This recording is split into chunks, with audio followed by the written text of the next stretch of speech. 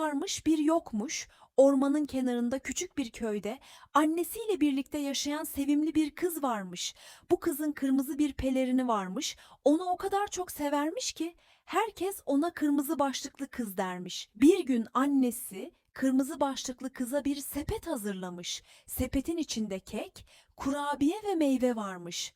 Büyük annen hasta demiş annesi. Bu sepeti ona götür.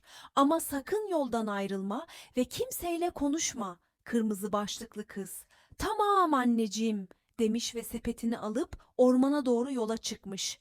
Ormanda yürürken birden karşısına kurnaz bir kurt çıkmış. Nereye gidiyorsun küçük kız? Demiş kurt.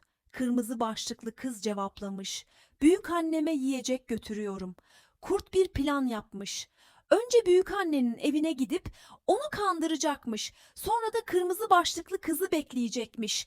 Kurt hızla ormanın içinden koşup büyükannenin evine varmış. Yaşlı büyükanneden önce gelip kapıyı çalmış.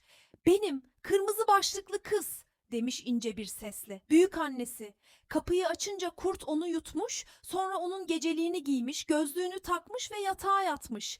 Bir süre sonra kırmızı başlıklı kız gelmiş. Büyükanne, ne büyük gözlerin var demiş şaşkınlıkla. Seni daha iyi görebilmek için demiş kurt. Büyük anne, ne büyük kulakların var. Seni daha iyi duyabilmek için.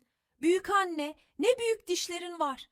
Seni daha iyi yiyebilmek için diye bağırmış kurt ve kırmızı başlıklı kıza atlamış.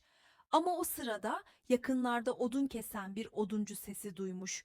Oduncu hemen eve koşmuş ve kurdu durdurmuş.